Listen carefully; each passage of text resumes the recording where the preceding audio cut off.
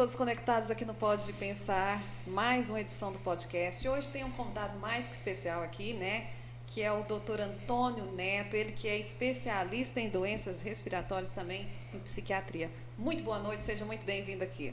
Boa noite, Silvia, muito obrigado pelo convite, muito obrigado à audiência e um prazer conversar com vocês. E para vocês que estão aí conectados, podem estar mandando aqui, né, a sua pergunta, ele vai estar respondendo para você. Olha, e a primeira pergunta, um assunto que está em alta, né, que a gente fala aí do TDAH, e eu queria que o senhor falasse aí sobre esse assunto tão importante, né, que hoje está na sociedade. A definição, os sintomas. Ótimo. O TDAH hoje está muito em moda porque o diagnóstico ficou mais acessível à população. Ele tem uma série de critérios para se fazer o diagnóstico. São 6 categorias, onde as 6 têm que se enquadrar para inteirar nesse diagnóstico de TDAH. Antes de fechar um diagnóstico de TDAH, a gente tem que fazer os diferenciais. Muitas crianças com déficit de atenção ou alguma alteração de comportamento na escola ou em casa têm outros comprometimentos que podem atacar. Traumas cerebrais podem atacar isso, uma pancada anterior, doenças tireoidianas, algum tipo de alteração na própria consolidação da família em si, onde a criança fica mais introspectiva. E o mais importante de todos é a gente frisar que muitos deles têm um certo grau de deficiência, de carinho dentro de casa. Hoje em dia o professor perdeu um pouco da sua autonomia em sala de aula, a família está muito distante de si e acaba acometendo algumas repercussões de comportamento nas crianças que não são patológicas, que a gente determina um nome, e sim são comportamentais, que com alguns estímulos ou mudanças a gente consegue até tratá-las sem medicação. Certo. E não pode, a gente até havia conversado antes, sobre às vezes confundir esse comportamento e já diagnosticar às vezes, né? O principal fator causal do TDAH é um fator genético. Então, alguém da família já tem que ter tido algum comprometimento nesse sentido. Ou pai, um parente de primeiro grau, ou pai, ou irmão mais velho, ou tio, ou mãe, ou familiares mais próximos. As outras causas que a gente tem que descartar antes disso são, assim, uma depressão dentro de casa, uma família desunida, ou a própria separação entre os pais, a criação por um avó ou por outra coisa. A criança acaba tendo poucos limites, poucos estímulos e fica preguiçosa e não doente. Então, que a gente tem que discernir bem esse diagnóstico, como de adaptar essa criança ao seu tratamento específico. Existe, assim, um tratamento, quanto antes isso for diagnosticado, é importante para a criança? Sim. O TDAH, a gente começa a identificar ele na fase de alfabetização das crianças. Essa alfabetização que a gente vai identificar que ele tem dificuldade de concentração, ele tem a hiperatividade associada, não consegue ficar quieto na cadeira, ele tem a inquietude dos pés e mãos, ele tem a dificuldade imensa em acatar ordens. Então, isso faz parte do critério diagnóstico. Muitas vezes a criança tem um comportamento desse, já tem o TDAH, vamos tratar, vamos entrar com medicação.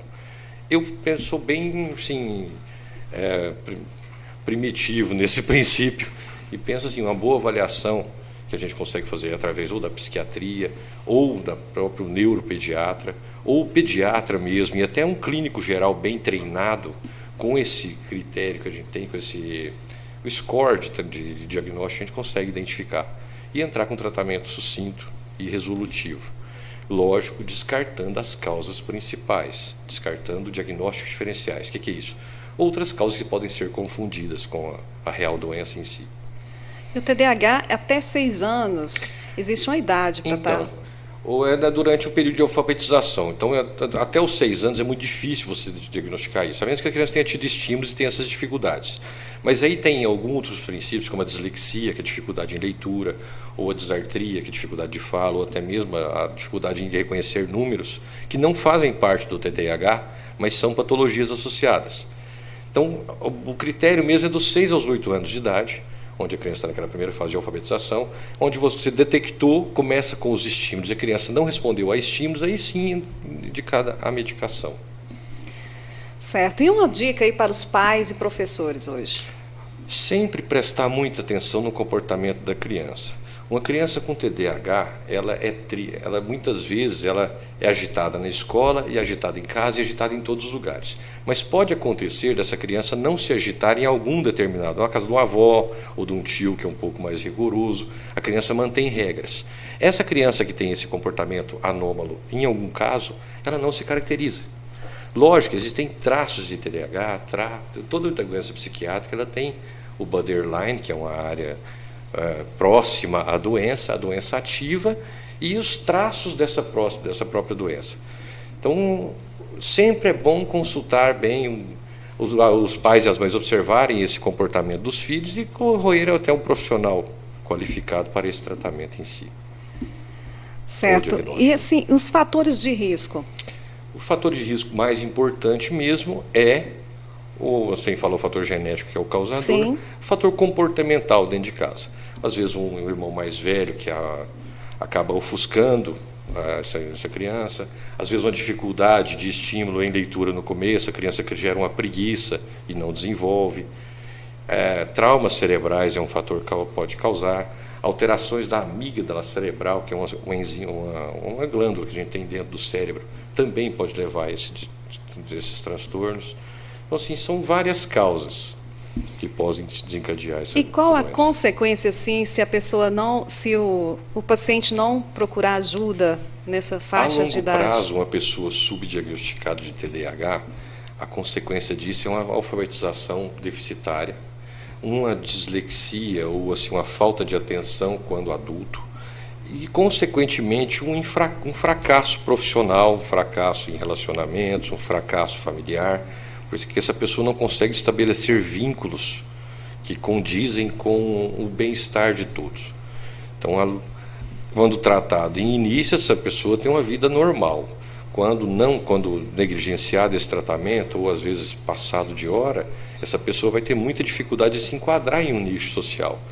Porque ela vai interromper a conversa, ela vai fazer algum tipo de comentário que possa indispor com as outras pessoas. Que pode vir a vir um bullying nessa situação também? Sim, acaba gerando um bullying, mas a maioria desses hiperativos, ou desses com TDAH, eles acabam fazendo um grupo de escola. Então, os principais causadores do bullying são eles mesmos. São eles mesmos. Para diminuir até a carga de cobrança em si, eles atacam os outros. Então, esse é o grande problema, que o TDAH não é uma doença que limita tanto a criança. Se ela criar em um grupo, em um nicho, onde ela é aceita, e não estudar é bom, ele acaba crescendo com esse conceito e vai ficando nisso. Aí torna-se um profissional frustrado por não ter formação, acaba não tendo assim, grandes valias na vida. Tá certo. E são pessoas muito inteligentes, né, que sabem fazer várias coisas, né? Sim, ele não tem déficit de cognição cerebral. Ele tem assim, uma acelerabilidade cerebral que tem que ser controlada. Esse controle pode ser tanto feito por estímulo ou por medicação. Não tratado isso, ele pode desenvolver até quadros de oscilação de humor a longo prazo, pode se transformar em um paciente depressivo a longo prazo. Muitas vezes pode ser, não que ele vai ser um maníaco suicida em breve, que não é um transtorno de comportamento, é um transtorno de comportamento, mas não grave. Então acaba sendo assim preocupante a questão que ele possa desencadear qualquer doença mais grave no posterior. E a gente vai falar aqui dos nossos apoiadores, que é a loja Versátil, né? Toda moda e acessórios você encontra aí na loja Versátil, Agroservice, RO Veículos, Lojão Triângulo, Rosa Mística, Assistência Familiar, Master Data, TL Star e Point do Churrasco. Muito bom esse papo, né? Olha, e vamos falar agora de outra questão muito importante, que é a depressão, né? Muitos pacientes procuram o senhor sobre a depressão, como que é? Sim, a depressão hoje em dia também aumentou muito o número de casos pelo nosso cotidiano de vida. As gerações anteriores, nossos pais, os nossos avós, a pressa de resolução das coisas era mais fácil. Meu avô, por exemplo, morava na fazenda. Eu preciso ir na cidade, vou lá o mês que vem. Hoje, a nossa pressa é para ontem. Então, isso acaba acometendo sintomas de ansiedade, de irritabilidade e que podem acabar gerando quadros de depressão. A depressão é uma doença autoprovocada pelo próprio paciente, só que muitas vezes inconsciente. É um transtorno de comportamento, onde ele vai se sentir inferiorizado, ele vai se sentir introspectivo, ele vai se sentir fechado, recluso, muitas das vezes triste, seja provocado por um fator externo ou provocado por um fator interno dele mesmo, ou uma dificuldade financeira, um trauma amoroso, ou alguma situação onde ele tem um baque cerebral, pode desencadear esses quadros. A depressão já se desenvolve, mas em época já ainda da idade adulta. Em torno de 16% da população mundial hoje está diagnosticado com depressão. E esse fator aumenta mais em países subdesenvolvidos, onde as dificuldades financeiras, as intrigas familiares, a instabilidade de vida acaba piorando mais. E é uma doença muito grave, porque ela é doença silenciosa, vai atacando aos poucos e pode levar a pessoa até a tentar com a sua própria vida. E é o que é a grande preocupação que nós, da equipe de doenças mentais, estamos preocupados com isso. Inclusive, usar já o seu apelo, deu sintomas de depressão, essa tristeza, essa falta de motivação, imediatamente procure um profissional, inicie um tratamento com um psicólogo, com um psiquiatra, ou até mesmo com um clínico, com ajuste de medicação correta, porque ela é muito arriscada a levar a uma perca dessa vida. Se tornou uma questão de saúde pública, né, a depressão? Sim, e não só no Brasil, uma questão de saúde pública mundial. Há pouco, estava estudando, tinha uns dados dos japoneses, que os jovens japoneses estão entrando em depressão. Não por ser atacados, não, por não ter estímulos mais do que fazer. Os pais já têm dinheiro, eles têm tudo, então eles perderam um pouco a motivação em buscar algo. E acabam entrando em depressão e cometendo altíssimos índices de suicídio nessa região. O senhor acha que no mundo que a gente está vivendo hoje está mais propício a isso? Está. Por esse fato da pressa em tudo, e assim, no Brasil, na nossa região, que é principalmente a peculiaridade, essas dificuldades financeiras que pegam todo mundo, certo, e os transtornos amorosos que todo mundo também passa por isso. Então a nossa grande preocupação é o diagnóstico precoce dessa doença, o reconhecimento do próprio paciente em saber, falar, não, eu não estou bem, eu preciso de ajuda. Que desmistificar essa questão do psiquiatra. O psiquiatra é um médico de louco. Não é. Não é isso, né? Não é. Existem os psiquiatras que trabalham em hospitais internos mesmo, mas tem os psiquiatras comportamentais, onde a gente vai tratar de distúrbio de comportamento, a depressão leve. E assim, bater um papo saudável, atrair o paciente para entender o problema dele e tratar pontualmente qual é a queixa e qual que vai ser a resolução disso. E como que a família pode, assim, tentar ajudar a pessoa sem estar sendo invasiva? Então, esse é o grande problema. Um dos indícios de traço de depressão, muitas vezes, são problemas familiares. Então, essa indicação de um familiar, fala, você tem que procurar um médico, acaba sendo agressiva. A gente orienta, assim, a dar instruções a esse paciente, ou dar meios para ele pensar e identificar que ele tem essa alteração. Está triste, está sem motivação, está com baixa libido, está desnorteado, pensando em coisas erradas. Então, ele mesmo refletir e procurar ajuda. A principal e o mais importante de tudo isso era ser silenciosa, porque ainda existe mistificação. Nossa, estou tomando um remédio do psiquiatra, sou louco. Não é assim que... Então, a gente tem que desmistificar muito isso e o próprio indivíduo identificar essa doença. O depressivo é fácil identificar isso. A gente tem outros transtornos psiquiátricos, por exemplo, o esquizofrênico, que ele não admite a doença. O mundo dele é o real e o de fora que está errado. Então, esse é mais complicado. A abordagem tem que ter intrusão familiar, até intrusão de justiça, às vezes, para a internação. A dependência química também é um problema gravíssimo de saúde pública.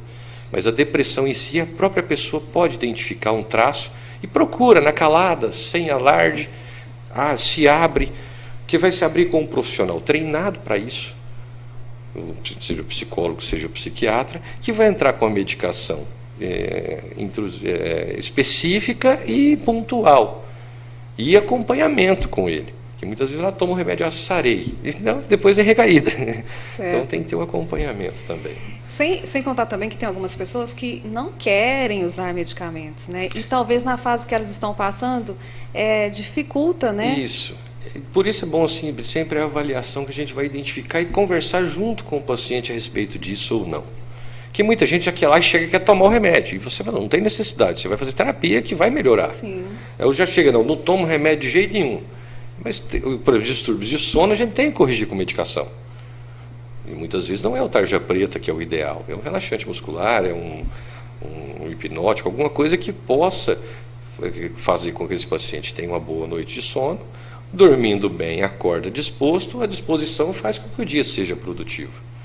Então, muitas vezes não é um remédio para louco, um tarja preta, não, é um medicamento às vezes até nem é para aquilo que vai controlar um sintoma que a pessoa vem referindo para você.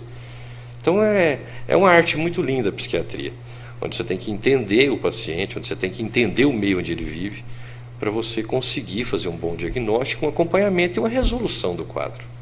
A psiquiatria também vê uma questão também de espiritualidade junto? Eu sou suspeito a falar que eu gosto dessa parte de espiritismo, fui criado com contatos com o espiritismo. A parte espiritual, ela realmente ajuda muito, mas a ajuda que a gente precisa espiritual é a conscientização. Vou me apegar só ao centro, ou vou me apegar só a um santo ou alguma coisa. Às vezes pode até funcionar, mas temporariamente. E aquilo não se torna uma constância. Mas eu apoio, sou válido a qualquer tipo de ajuda que o paciente queira tomar, além de, lógico, do acompanhamento. Ou seja, a fé, às vezes, muitas das vezes, consegue uma superação maior. Uma superação maior. A gente, sim, eu brinco que na medicina a gente tem 3 pilares imediatos, isso aí na psiquiatria. Primeiro é a fé do paciente em procurar um profissional para isso. A segunda, a assiduidade do tratamento. E a terceira, o ajuste da medicação e o controle dos sintomas que ele vem queixando a gente. Então esse é o ponto mais indicado. A fé sempre é em primeiro. Se não acredita, não precisa, pode tomar o mesmo remédio que não vai funcionar. Até na questão de medicação. Até na questão de medicação. Até. Então pegou o remédio, ele não acredita, ou ele não vai tomar adequadamente, ou toma, isso não vai funcionar mesmo. Existe o efeito placebo, que às vezes funciona também, e a terapia, que a gente vai entrar e entender qual é o quadro desse paciente, qual é o anseio desse paciente para sair desse quadro depressivo. Tá certo. Olha, eu vou agradecer aqui a Loja Versátil, a Agroservice, a RO Veículos, o Lojão Triângulo, Rosa Mística Assistência Familiar, Master Data, TL Star e o Ponte do Churrasco. Você conectado com a gente aqui no Pode Pensar, mande sua mensagem que o doutor Antônio Neto vai responder para você, tá bom? Pode mandar aqui sua mensagem. Olha, e a gente vê também questões da depressão, que muitas pessoas às vezes estão sorrindo para você, você nem imagina que ela está com a depressão, né? Ela é uma doença assim muito traiçoeira, que ela vai cometendo traços. Então a pessoa às vezes está no cotidiano, no dia a dia, veste uma máscara para passar por bem tudo aquilo. E quando chega em casa, muitas vezes está chorando, está com ideação suicida, ele está com muitas coisas. O que a gente gosta de frisar muito, aquele que sofre demais, o que grita, eu vou morrer, eu vou fazer, muitas vezes ele não tem coragem.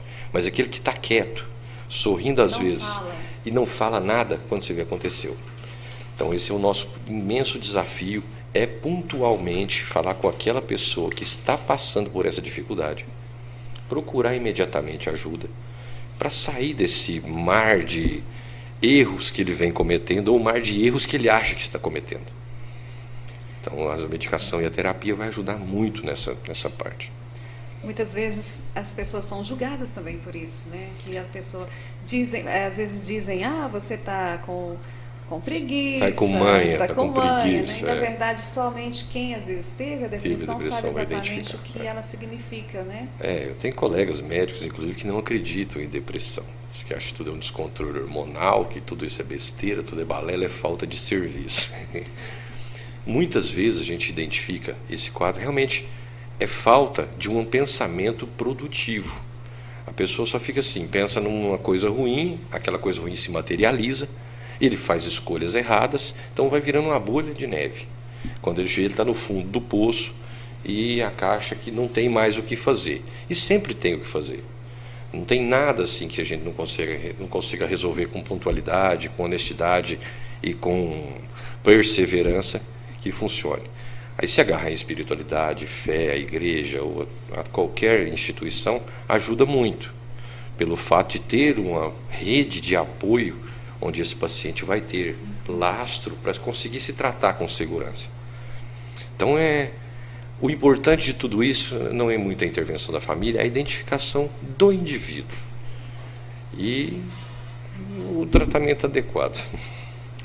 Certo. Olha, e quando na questão de no suicídio, a gente vai falar aí um pouquinho, o que o paciente sente ali? Está no extremo da depressão? Sim, o maníaco suicida, ele pode ser um maníaco suicida já de grau de esquizofrenia, ele pode ser um desencadeador de pensamento de ideação suicida e depressivo. Então são situações diferentes. Aquele que vai ficando introspectivo e leva ao suicídio, ele chega ao fundo do poço, vamos falar assim dizendo, e acha que não tem mais o que fazer. Então daqui eu preciso resolver o meu problema, eu preciso acabar com o problema dos outros, que sou eu. Então a maioria dos pensamentos e ideações suicidas são nesse sentido. Lógico que existem traços e graus que vão chegando a isso. Existem pacientes que procuram a gente e falam, não, já pensei muito, mas eu não tenho coragem. Ou eu pensei muito, a fé não deixa eu ir. E tudo isso faz a gente com que tenha uma esperança maior em tratar com mais ênfase para evitar que chegue a esse extremo, mesmo de tirar a própria vida. Aqui tem uma pergunta da Lilian sobre insônia, se pode ter alguma relação. A grande maioria das vezes, sim. O sono, a gente precisa atingir 4 fases dele para ser uma noite bem dormida.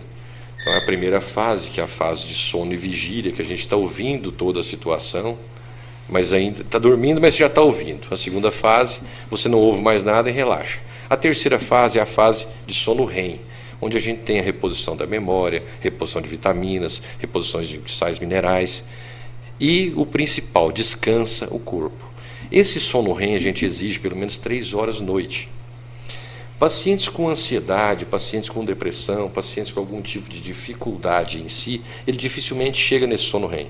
Então ele já começa a dormir, ele deita para dormir, ele fica pensando o que ele tem que fazer amanhã, ele tem que fazer o que ele fez ontem.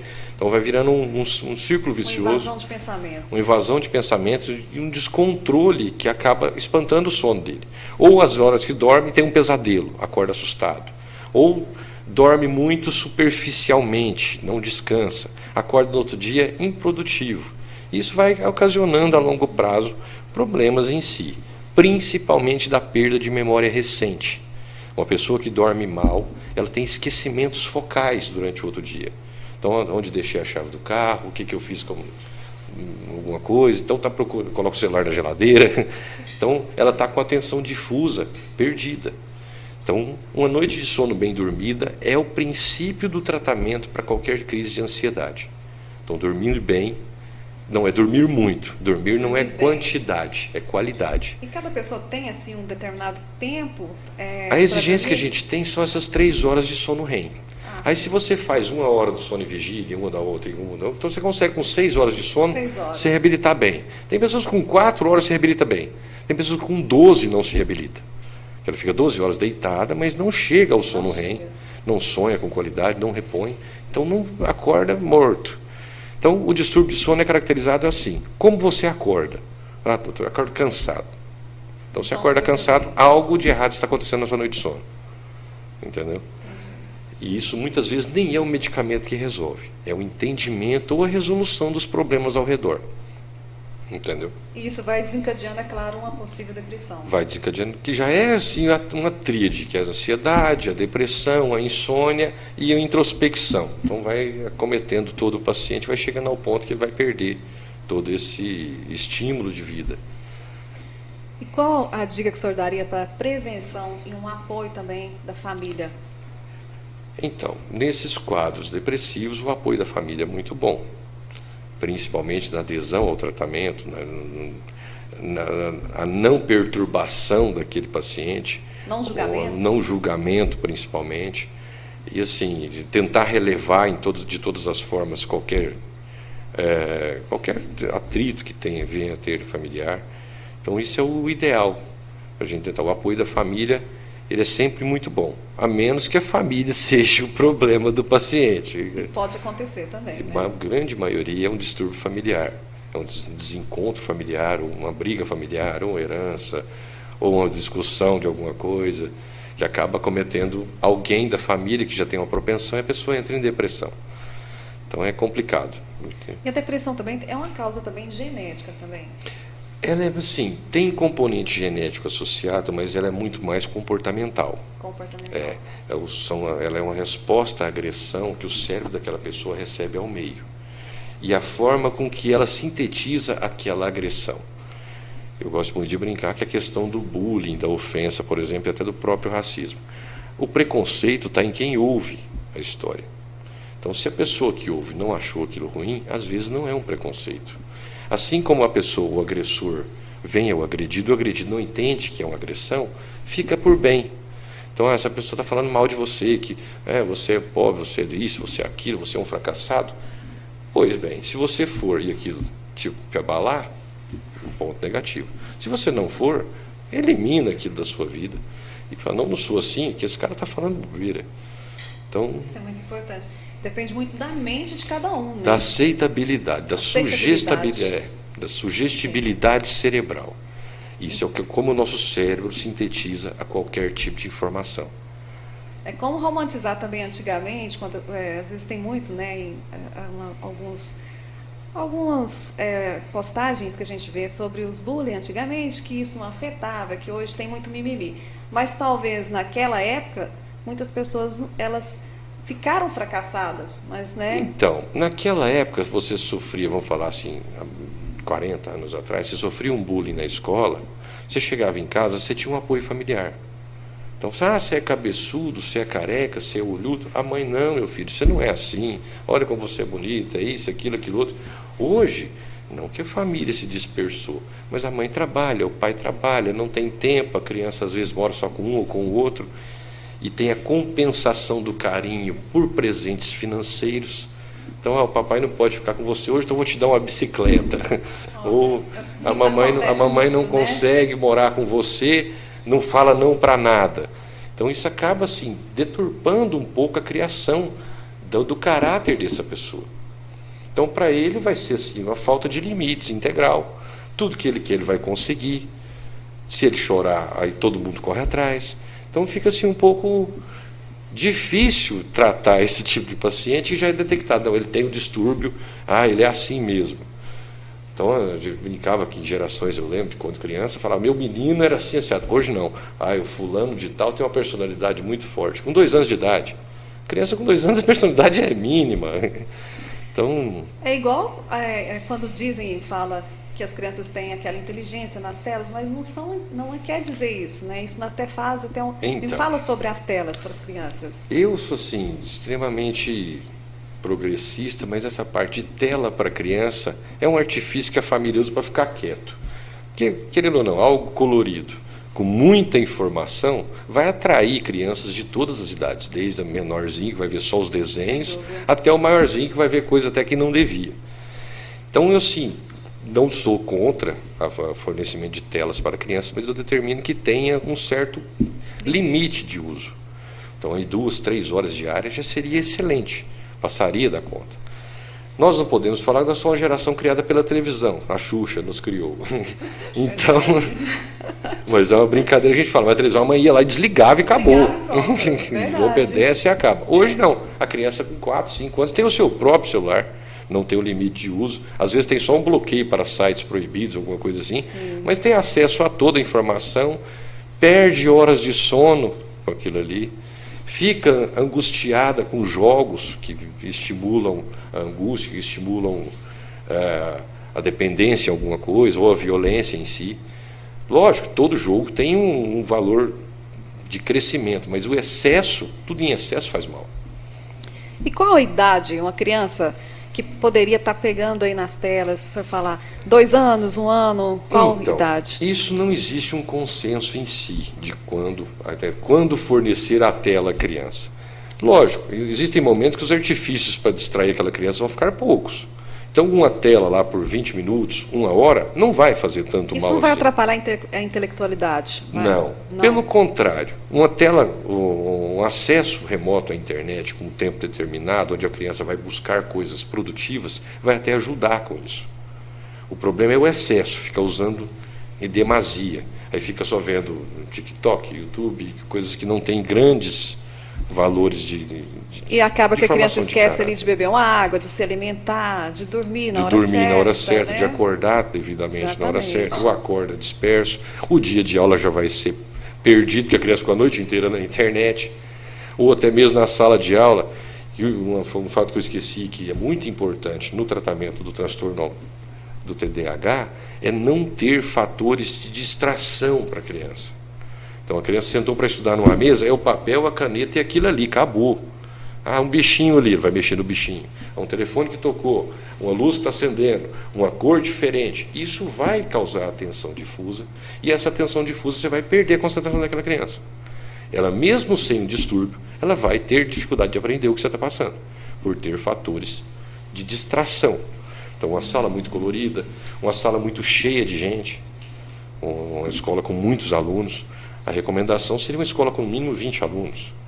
Existem hoje professores especializados para estar... Existem. Né? Existem professores especializados, mas aí já são quadros que você identificou, a criança tem a patologia e vai ser um tratamento especial. Estou falando de forma geral, a criança comum que vai à escola. Então, muitas vezes, ele não está aprendendo, que o ritmo de cada um de aprendizado é diferente. A gente passa uma fórmula lá para aprender todo mundo, mas muitas vezes um entende de primeiro, outro só vai entender de segundo, outro vai entender de véspera da prova, outro não vai entender aquilo lá nunca, vai decorar ou colar e vai ficar por isso mesmo. Então, esse é o ponto principal que a gente tem que... Olha, a Fátima Tavares está aqui. TDAH, depressão são as doenças do século. Ótima abordagem. Muito obrigado. Fátima Tavares, do Lojão Triângulo. Grande abraço para você, Fátima. A Cleusa Ferreira também está dizendo aqui boa noite. Assunto muito importante. A Patrícia Ferreira, excelente médico. A Terezinha Severino de Paula está dizendo aqui parabéns, fala esclarecedora. E também tem aqui uma pergunta, acho que a gente já abordou, mas a gente pode falar um pouquinho mais. Ela gostaria de saber se depressão tem problemas genéticos. Tem um componente genético leve, mas a maioria é comportamental mesmo. É o meio, é a forma que o indivíduo aceita a agressão do meio. Então, é a forma que ele aborda a própria vida, a forma que ele faz as suas escolhas. Lógico, ninguém tem estrela na testa. Às vezes um relacionamento, uma amizade. Uma amizade que se desfaz, uma decepção familiar, uma decepção amorosa, uma decepção financeira. Então, isso, ou uma desorganização financeira. Pode ser que a pessoa, às vezes, nunca tenha a depressão. Depois de um fator Depois desse, de um tempo, ela desencadeia. começa a desencadear. Aí tem os casos genéticos, que a pessoa vem desde jovem, já introspectivo, vem quieto, vem calado. Que assim, a recomendação é iniciar um tratamento ou uma pesquisa após os 20 anos de idade. Mas hoje nós temos jovens depressivos em todas as idades. Crianças com fator introspectivo grave. Então, distúrbios mentais, todos eles têm que ser analisados em um conjunto social e familiar, para identificar qual é a falha, qual é o problema que vem acontecendo com aquele indivíduo. Então, não existe uma forma de bolar. A depressão toma isso, a TDAH toma aquilo, tem isso, tem... Não. Por isso, personifica cada indivíduo que passa conosco, que é o importante é ter a aceitabilidade, a confiança e a resolução daquele quadro. Para alguns casos depressivos, a bebida é um refúgio? Em primeiro momento, pode ser. O álcool, em primeiro momento, ele excita o cérebro. Então, você pode até esquecer aquele problema inicial que vem te falando. Mas aí depois vem a ressaca, que é piorada com a ressaca moral. Então, a pessoa acaba ingerindo mais álcool para esquecer aquilo, causando uma dependência química ao álcool. E, de determinada forma, nem o próprio álcool, nem a excitabilização de droga vai deixar essa pessoa bem mais. Então, era um artifício não recomendado. Que vira um vício, né? Que acaba levando ao vício. Potencializa o uso de cigarro, potencializa o uso de drogas ilícitas. Então, tudo isso é levado por um erro comportamental, onde tem que ser individualizado e identificado cada caso a caso. Certo. Sobre ansiedade, crises de ansiedades. A ansiedade também é uma doença autoprovocada, que essa tem culpa comportamental extrema só. Ela é uma agressão que a gente sofre do meio, onde a gente não consegue absorver tudo aquela quantidade de informação ou aquela quantidade de expectativas que é gerada por você. A pessoa ansiosa, ela tem um pensamento mais agitado, e acaba não tendo assim foco em determinadas resoluções. Então acaba assim, que vai atropelando tudo, quando vê tudo se perdeu e a pessoa fica mais ansiosa ainda. O tratamento da ansiedade, sim, precisamos fazer uma diminuição da frequência de funcionamento cerebral desse paciente. Então, é preciso tomar, além de um ansiolítico, tomar também um antidepressivo ou um bloqueador do hormônio de estresse. A ansiedade ela é provocada por excesso de liberação de hormônio de estresse, que acaba absorvendo dentro do cérebro o hormônio do prazer, que é a serotonina e a endorfina. Então, as medicações que a gente entra para a ansiedade, por exemplo, a fluoxetina, a sertralina, ela é um inibidor da recaptação da serotonina. Então, ele para de absorver o hormônio do prazer para brigar com o hormônio de estresse e deixar a pessoa bem. É um tratamento, é uma escolha inicialmente paliativa. Você vai tratar aquilo ali até o paciente identificar qual é a causa que levou ela a essa ansiedade e, a partir daí, resolver esse problema e parar com a medicação em breve. Olha, a Fátima Nunes está aqui, assunto bem pertinente, parabéns aos idealizadores. Tamires também está aí conectada com a gente, muito obrigada. A Lilian Cunha, Helena também, muito obrigada a todos vocês. Vocês podem continuar fazendo aqui as perguntas, tá? E a gente vai agradecer aqui também, ó, aos patrocinadores, que é a Loja Versátil, toda moda e acessórios para você, AgroService, RO Veículos, Lojão Triângulo, Rosa Mística, Assistência Familiar, Master Data, TL Star, Point do Churrasco. Muito obrigada aí a todos esses colaboradores, tá? E vamos aqui, ó, tem lanche aqui hoje no podcast, tá? Muito obrigado. Fique à vontade. Olha, muito bom ter sua presença aqui, doutor Antônio. E lembrando, gente, que o doutor Antônio é do município de Campina Verde, distrito de Honorópolis, né, doutor Antônio? Olha só. Nascido e criado em Honorópolis, estudei na escola rural, lá perto da fazenda, na Sela Grande. Estudei em Honorópolis um tempo, depois nós mudamos para Iturama, aí já fui para Uberlândia, para Presidente Prudente, depois Rio Preto. Mas minha criação foi toda na roça mesmo, ali na Que bom, na maravilha. E quando optei em voltar do sul para cá, que eu morei 12 anos em Curitiba, Ponta Grossa e Irati, aí optei em voltar, tinha a opção de ficar ou Iturama, ou Ituiutaba, ou Campina Verde. Eu optei em Campina Verde por ser esse nosso clima interiorano, gostoso. Voltar na cidade natal também, na região, né? Estamos em casa, né? Maravilha. Olha, como que o paciente, em uma crise de ansiedade, como que ele tem que reagir? Em primeiro momento, existe assim, controle da respiração. Controle da respiração. É o primeiro ato. Não funcionou isso, tentar amenizar o seu cérebro ou com medicação, ou com atividade que vai melhorar a sua autoestima, que te libere prazer. Tem pessoa que gosta de correr, pessoa que gosta de ir para academia, outros pedalar, outros ensinar alguma coisa para alguém, aprender alguma coisa de alguém. Atividades que venham a produzir a endorfina endógena no cérebro, o hormônio do prazer, produzido pelo próprio corpo. E isso distrai a mente dele. A segunda coisa, assim, em segundo momento, para evitar a crise de ansiedade, é evitar a crise de ansiedade. Evitar momentos, movimentos ou atitudes que vão levar a essa crise. Se eu ver tal pessoa, eu vou ficar nervoso. Evita ver aquela pessoa. Se eu fizer tal coisa, eu vou ficar nervoso, eu vou ficar ansioso. Evita passar lá, evita fazer isso. Lógico, tudo faz parte de um contexto geral, onde não se consegue falar, não tem como você evitar tudo na vida. Sem dúvida. Então, o que tem que se fazer é assim, identificar que realmente há algo de errado. Então, a pergunta que eu gosto de fazer no meu consultório, em primeira pessoa, o que está te incomodando e quanto tempo faz? E a pessoa fala assim, muitas vezes, não, estou vindo porque minha mãe acha que eu tenho isso, ou minha esposa acha que eu estou assim, meu marido acha que eu estou bravo. Então, eu quero saber o que a pessoa identificou em si e personificar o tratamento para ele. Que cada caso é um caso diferente. Às vezes eu tomo o mesmo medicamento, mas às vezes a mudança de dose para um faz bem, para outro não faz. Então, não tem assim, vou lá tomar esse remédio que eu resolvo. Não, é muito pessoal. Tem alguns pacientes que têm até a sensação de morte naquele momento, né, de crise. Tem.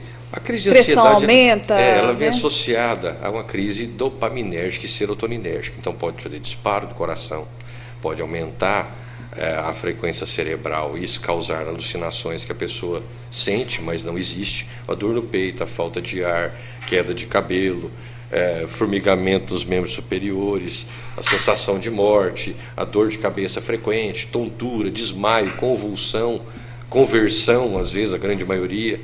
Então o cérebro vai entrando em um estresse excessivo e começa a liberar essas catecolaminas no corpo, que acabam cometendo sintomas que o médico, o clínico vai olhar e falar, nossa, está infartando, vai lá, está normal.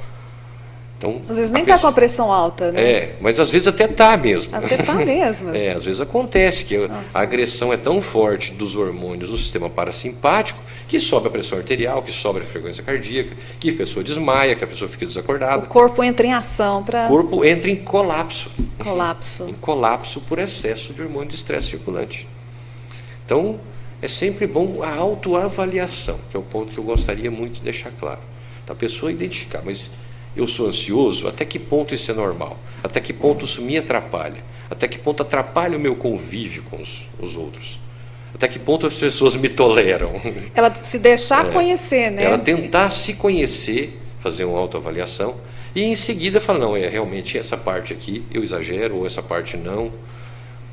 Ter liberdade com alguém para perguntar, falar, e aí, você acha que eu sou? Isso é importante, né? É muito, muito importante. Que vai conscientizar o paciente a procurar um tratamento, assim, que muitas vezes nem é preciso de um tratamento medicamentoso. Às vezes uma orientação, às vezes um desabafo com o paciente. Mudança de hábito de alguma coisa. Mudança de hábito de alguma coisa, identificar, falar, pô, mas o meu emprego está muito ruim. Falei, tá, mas compensa você ficar lá? Compensa que eu preciso do salário. A pessoa melhora, consegue ter outro emprego, salário melhor. Então é relativo, não é? Qual conselho o senhor daria para as pessoas que estão conectadas aqui agora sobre qualidade de vida? A qualidade de vida, ela vem muito assim da pessoa se sentir bem. Então, ela se sentir bem consigo mesmo, ela praticar uma atividade física para fazer uma prevenção de doenças cardiovasculares, ela ter uma boa alimentação. Eu vi uma coisa esses dias para trás, que a gente, assim, comer qualquer coisa é bom? É. Mas você põe qualquer tipo de gasolina no seu carro?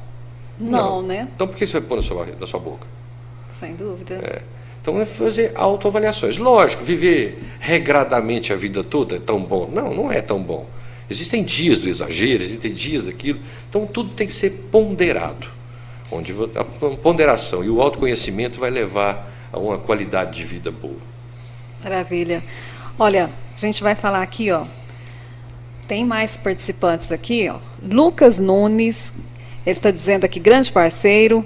Qual orientação o senhor, enquanto médico, poderia fazer para a população sobre a importância da psicoterapia? As pessoas buscam respostas rápidas para os seus problemas, buscando muitas vezes o recurso da medicação e deixando de lado a oportunidade de compreender melhor a sua condição e de se reposicionar de forma diferente perante o mundo e o seu sofrimento. Algo que a psicoterapia poderia oferecer, mas que a sociedade ainda tem tanta resistência. Relutância em saber disso.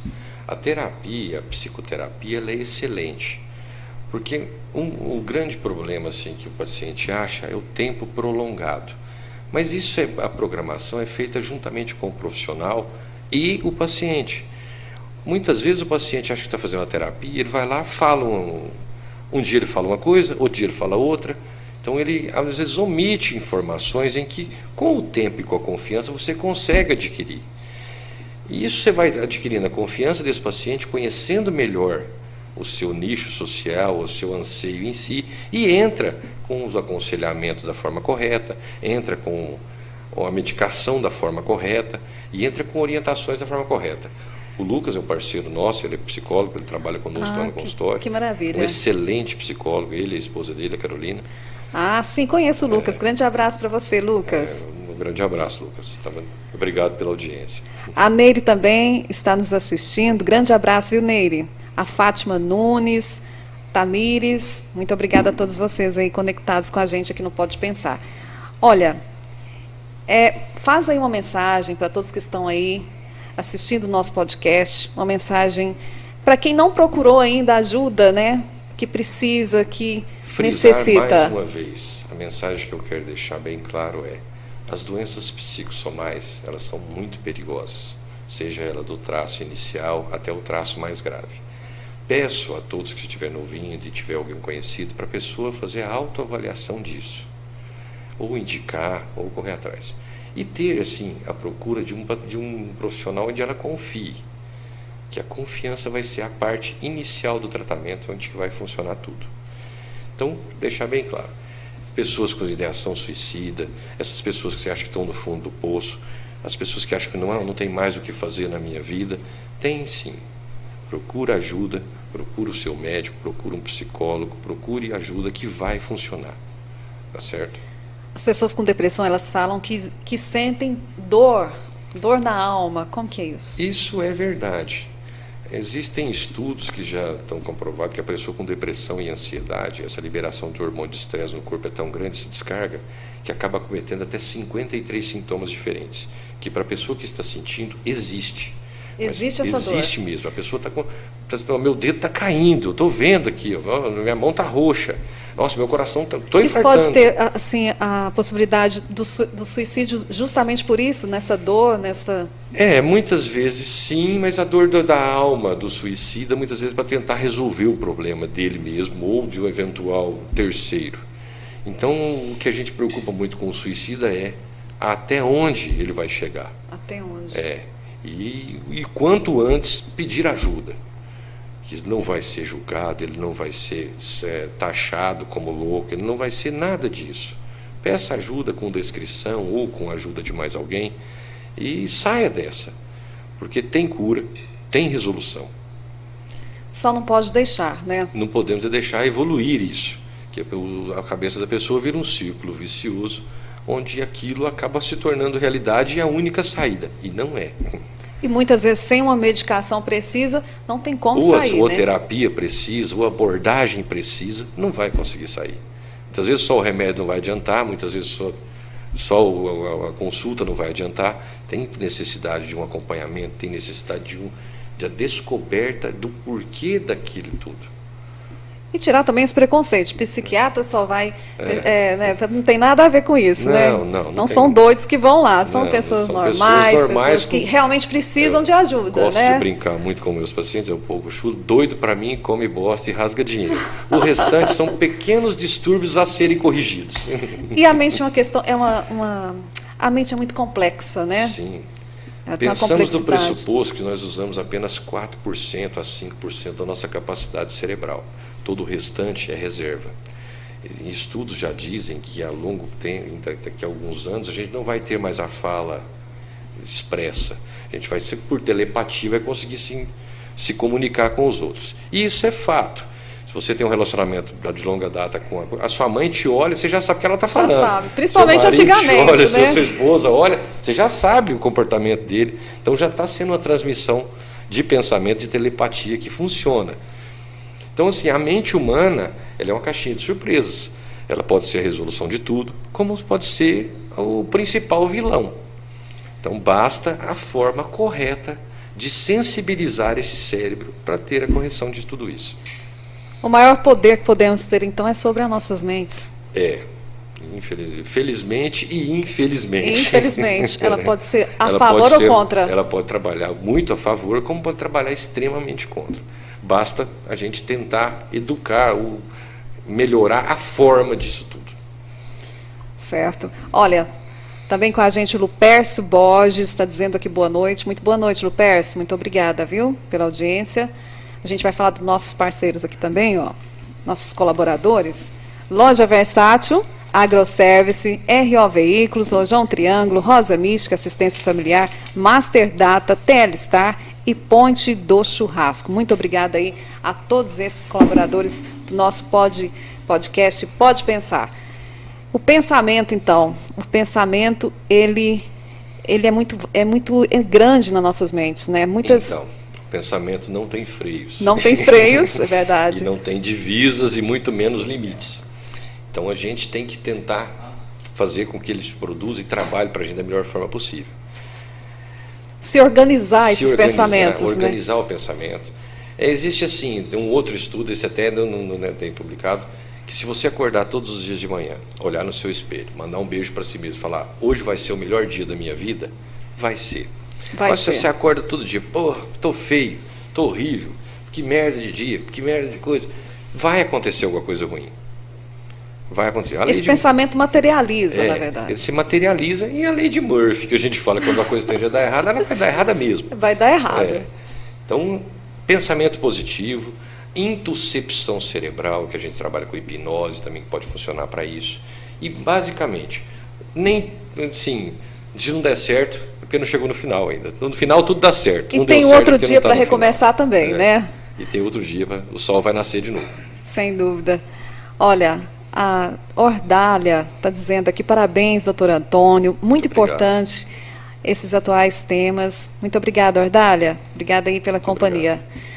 Olha, doutor Antônio, muito bom esse papo, muito bom mesmo. Muito obrigada pela sua presença aqui. Obrigado e fico à disposição, qualquer tema que você queira discutir com a Neda. Tá certo. Gostei muito do ambiente aqui. Muito obrigado a vocês pelo convite. Fala aí uma mensagem, um tchau para todo o pessoal que está aí, né, ligadinho com a gente. Primeiramente, agradecer o convite de vocês, a oportunidade de ter uma abrangência de um público maior, igual o seu. Mandar um abraço para toda a população de Campina Verde e região. Honorópolis, né, pessoal? A terra natal. Terra natal. Qual que é o nome do seu pai? Anésio. Anésio, grande abraço. Maria do Socorro, grande abraço para vocês.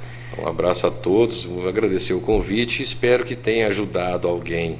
Pelo menos sem alguém dúvida, sem dúvida, nessa ajudou demais. Né? Tá bom? Muito obrigada, doutor Antônio. Obrigado a vocês.